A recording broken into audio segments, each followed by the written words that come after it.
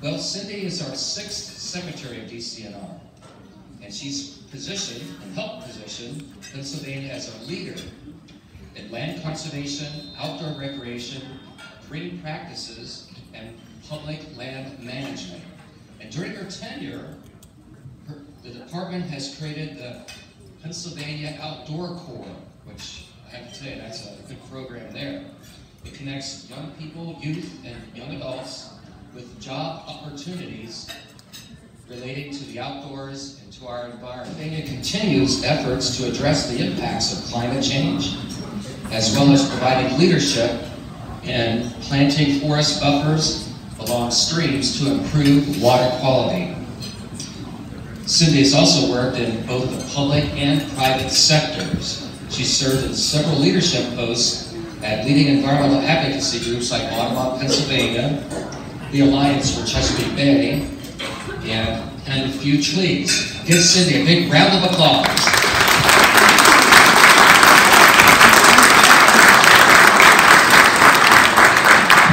Porcupine Cat. I have to say, I was a little apprehensive when I realized Porcupine Cat was introducing me. You know, I've read him long enough, and been at conferences and gatherings with him, that I didn't know if any other stories would emanate from fun times had by all or not. So thank you for the introduction, and in turn, I will just thank you for your great work as an environmental educator, and let us that. So, anyway, very happy to be here. We at DCNR feel very much a part of this family, and as I look around, even coming into the parking lot and seeing the Hawk Mountain cars, Shaver Street cars, DCNR cars, I felt like being in a room full of family. For us at DCNR, environmental education and the work you do is very much a part of who we are and what we care about and love. And as I came up this morning with Mike Walsh, our Deputy for Administration, who's our environmental educator default as well, because he came over to us from the Department of Education, I couldn't help but think that we in Pennsylvania are so blessed. We have the best classroom on earth to do our work. I mean, coming up to Juniata, the light snow on the ground and the hillsides so highlight. You can see every deer trail on the hillsides because of the snow laying the trails. And the beauty, it just felt like a little bit of a frosting on this wonderful landscape we have. So we're blessed to have the best classroom ever in the state of Pennsylvania. So I just feel like it's a good day. It's wonderful for me to be here. And thank you for inviting us.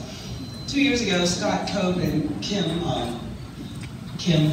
from Berks County, Murphy from Berks County, came in to talk to us at DCNR about cementing our relationship a little more closely with PAEE.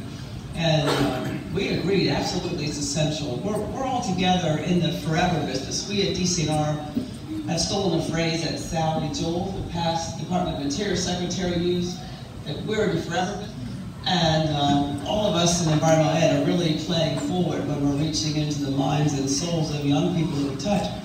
And absolutely, we've got to work together to do this together. So we're happy to be a player with PAEE. I'd like the DCNR folks in the room to please stand up. We have a number of people on your planning committee. We have a number of people instrumental and engaged as leaders. With the DCNR folks here, stand up and just be recognized. You probably know them, but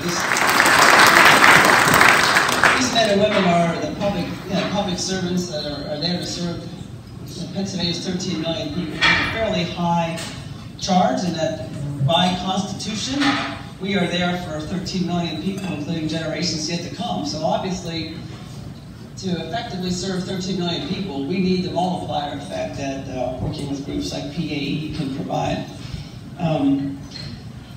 Just touching a little bit on personal background. All of us have our own story of how we got to be where we are, what engaged us in this field. And I know for me, I was very, very fortunate to be raised in a family that really connected us with nature very early on. And some people get their introduction to nature through birds, some people get it through plants. For me, my dad took us down to the creek to look for snakes. And to this day, a snake sighting is a happy moment for me because, very, very early on, my dad would take us down the creek and we'd look for snakes and pick one up and we could touch them. And I continued to have those kind of experiences growing up, camping and all that. But throughout throughout my time, in elementary school and such, key teachers and educators really honed that and focused it. And I never got to say thank you to a teacher, a 6th grade teacher named Mrs. Root. It's funny, and especially since the conference is growing from our roots. But she was a real believer in connecting kids outdoors. And I'm sure she did this without support from the school, the district, without a network like this. She was just a person who believed it was very important and understood the value of getting kids outdoors. So she got us out there planting trees, she got us out there building nature trails. She showed many, many programs on nature in the classroom. And I was just comparing notes with a person from my class that I ran into at Riparian Buffer Conference about 2 weeks ago, who also had Mrs. Root, and he's also involved in conservation. And so, the lives that we all touch together at different points are way more critical to the future of Pennsylvania, I think, than any of us really get a chance to realize. So many lives you've touched in your work have gone on. You'll never know the value of the work you've done. No one may circle back to you and say, that program, the trip you took them, that walk you took them on, that program you gave for the school classroom. You'll never know the impact it had on someone's life, but it's your program and maybe someone else's, and maybe support from a parent, aunt, uncle, grandma. Somebody is helping people along that pathway, and you're an important part of that. We at DCNR consider environmental ed a very big part of our mission. We have 117 environmental educators. They're in the state park system, and many of them are doing classroom programs. We had nearly 4,000 environmental ed programs to 130,000 students in Pennsylvania in 2017. So that's a big impact. Our staff are very well trained and very, very good at what they do. We've touched nearly half a million people through our state park programs, public programs in the parks. And again, I really appreciate that part as well. I was always one of those kids while camping in a park that would go to the evening program and bug my brothers and sisters to go with me on a natural fed walk, etc. They have a huge opportunity to open people's eyes, and we really do them in volume in the state park system. We had nearly 67,000 in our outdoor recreation programs. About 10 years ago, we decided to really embrace outdoor recreation as another major inroad to connection with nature. Kayaking, fishing, doing something in outdoors, active outdoor recreation. Many of you do that in your work on a regular basis. You lead with Jane Webster. We've led canoe trips together. It's a outdoor recreation, learn as you go. That engagement with the outdoors is an avenue that opens people's eyes. And we have made a big commitment to outdoor rec. We've done 112 teacher workshops. You all know that those of you who do teacher workshops, they're a lot of fun. The multiplier impact of training our teachers is phenomenal. How many teachers in the room right now? Hey, thank you, teachers, for being here. Really appreciate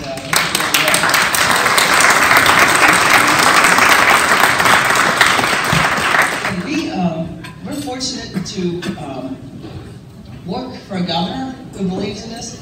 If you pay attention to what Governor Wolf stands for, these are all about workforce development and jobs, and about public education. And the nexus of that in our world is STEM education. And the governor just knows an additional $25 million for STEM education in the Department of Education. So this is a critical bit of work. The STEM money would flow to the school districts and out to the schools. And if we can figure out how to, if all of us in the room can attach to that, hoping it passes, hoping the legislature supports the governor's proposal, then that'll give us more funding and more tools to engage young people with science. And the thinking of engaging them through STEM is that the link to jobs, of course, is that we project 8% growth in computer science jobs, and science jobs growing by 10% overall. So again, engaging youth with science, often through an eye-opening experience outdoors, will be critical. So that's something to keep an eye on in this year's budget, the STEM money that's coming through the Department of Education.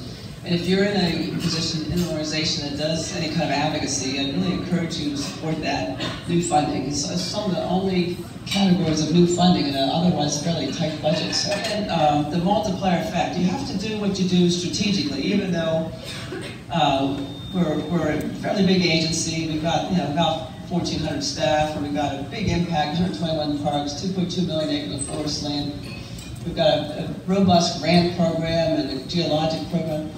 You can't be effective unless you leverage effectively with other partners and in a focused, strategic way.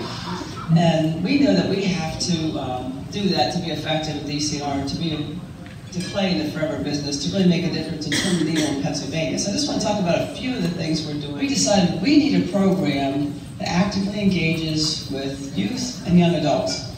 15 to 18-year-old for our youth outdoor program and 18 to 25 for our young adults program. So we created, in partnership with the Student Conservation Association and the Department of Labor and Industry, a Pennsylvania Outdoor Corps.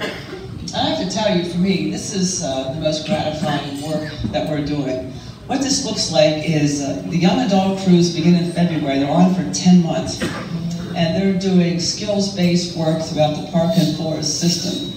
They're being trained up and certified in a number of important skills. Everything from chainsaw training to pesticide applicator to a good exposure to environmental ed, a good exposure to the trades. The Youth Corps, the 15 to 18-year-olds come on for 6 weeks in the summer. We'll have 17 of them this year.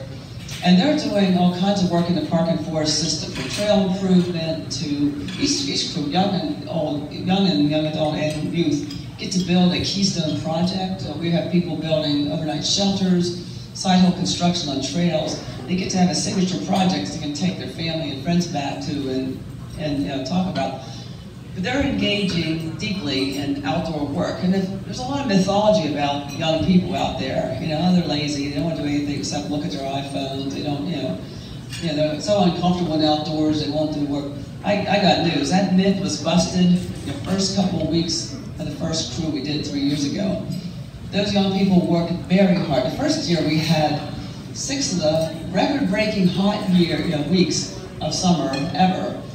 And we pulled the young people together at an overnight camping event at the end of the season and asked them to tell us about their experience. We thought we'd hear it was miserable, hot, it was horrible, we almost died. Instead, what they were talking about public service. These are kids that, some of them had really never been out of the deep sea. And they were talking about public service. They're talking, we made this trail better, that someone with bad footing will have an easier time walking this trail. We made this picnic area smoother so someone in a wheelchair can get to this picnic table.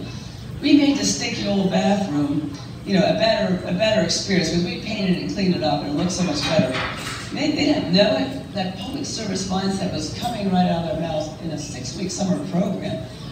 And so that's what it's like, wow, this is real. We've got to double down and offer this to more young people. And that's an area I'd really invite you, what we try to do with this program, first of all, on the recruitment side, we want to offer this to kids that maybe wouldn't have that sort of opportunity any other way. So the recruitment side, and then each week we work hard, 4 days, very hard.